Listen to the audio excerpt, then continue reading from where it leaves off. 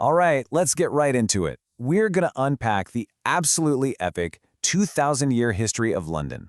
I mean, this is a city that's been destroyed and reborn so many times, you could say resilience is just baked into its very DNA. Just think about that for a second. The bustling multicultural hub we see today, one of the most diverse places on the planet, started out as basically nothing. Just marshland along a river, not much use to anyone. Until, of course, the Romans showed up. So yeah, that's really the big question we're tackling here. How in the world does that happen? Well, it's a wild story of invasion, fire, plague, and revolution. It's the story of a city that just kept rising from the ashes again and again. And our story starts, like so many do, with the Romans. They were the ones who saw the potential in this soggy piece of land, planting the first seed of a city they would call Londinium. What's so wild about this early period is how fast that cycle of destruction and rebirth kicks in. So the Romans find the city around 8047, and it quickly becomes this busy port. But get this, just 13 years later, it's completely burned to the ground by Queen Boudicca. But the Romans already knew how valuable it was, so they rebuilt it even bigger and threw up a massive defensive wall. And yet, by 410, the Roman Empire is crumbling, the legions pack up and leave, and this once thriving city, it's pretty much abandoned.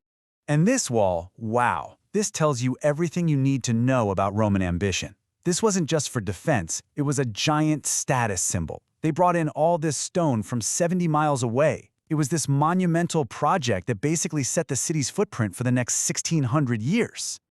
Okay, so the Romans are gone. This created a huge power vacuum, which led to centuries of invasions. And, you guessed it, the city's next big reinvention.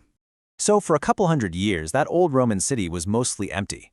The Anglo-Saxons set up a new trading town nearby called Lundenwic.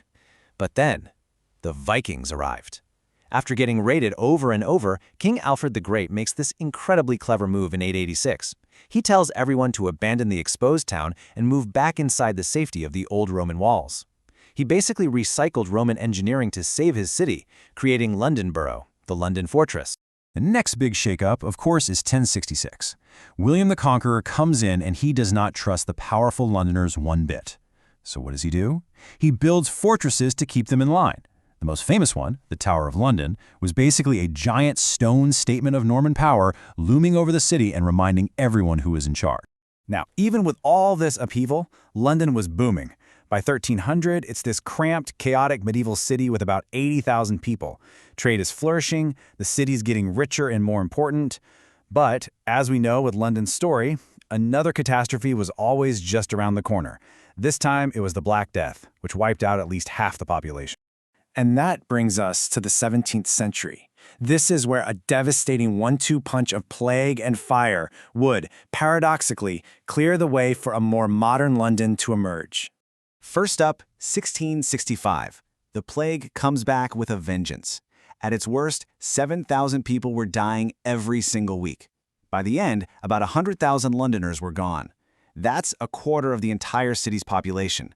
The city was just hollowed out. Then, just 1 year later, as if things couldn't get any worse, the second blow hits. A tiny fire starts in a bakery on a street called Pudding Lane. But the city was all tightly packed timber houses, and with a strong wind blowing, that little spark became an absolute inferno. The scale of the destruction was just mind-blowing. I mean, look at this. 85% of the walled city, gone. Over 13,000 houses, 87 churches, including the legendary St. Paul's Cathedral, all of it just ash. London was a smoldering ruin. But here's the crucial turning point. Out of those ashes came a huge opportunity. The city's commercial heart just had to keep beating, so they rebuilt, and they rebuilt fast. And this time they did it smarter. New rules meant houses had to be brick and stone, not flammable wood. So the disaster literally forced London to become a safer, more resilient, and more modern city. So this tougher, rebuilt city was now perfectly placed for its next great chapter, becoming the absolute center of the massive British Empire. And what a transformation that was. Just look at these numbers. The population goes from 1 million to over 6.5 million in just 100 years. That's just explosive growth. Fueled by the Industrial Revolution and all that imperial trade, London became the biggest and richest city on the entire planet. But all that growth came with a very smelly price tag. See, there was no modern sanitation. The city was just dumping all of its raw sewage right into the River Thames. And in the hot summer of 1858, the smell got so bad it was famously called the Great Stink. It was so overpowering they literally had to shut down Parliament. It was a massive public health crisis. And here we go again. Crisis leads to innovation. With politicians literally holding their noses, they finally agreed to a radical solution. They tasked an engineer, Joseph Bazalgette, with fixing the unfixable. And his design was a Victorian engineering masterpiece, this huge network of over 2,000 kilometers of sewers that would intercept all the waste and carry it far away. It was a total game changer. And incredibly, his core system is still being used today.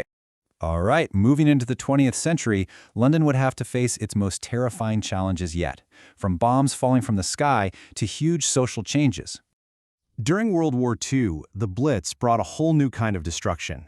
For 71 nights, German bombers just pounded the city. But through all of that fire and smoke, St. Paul's Cathedral somehow survived, standing tall. It became this incredible, enduring symbol of London's refusal to break. The post-war era was another whirlwind of reinvention. First, another crisis, the deadly Great Smog of 1952, which forced the city to finally clean up its air. Then, London's identity was transformed by immigration, starting with the Windrush generation. By the 60s, swinging London was the coolest city on earth, and in the 80s it adapted yet again, turning old, derelict docks into the gleaming financial center of Canary Wharf. Which brings us right up to today, to the city that has emerged from 2,000 years of chaos, trade, and constant transformation. And the London of today is really the sum of all that history. It's a true global hub. You've got over 9 million people speaking more than 300 languages. Almost 40% of its residents were born outside the UK. Its greatest strength, it seems, has always been its ability to pull in new people and new ideas from all over the world. A city in a state of constant reinvention, just like it was in Roman times.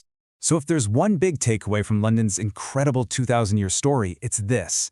Its resilience has always come from its relevance.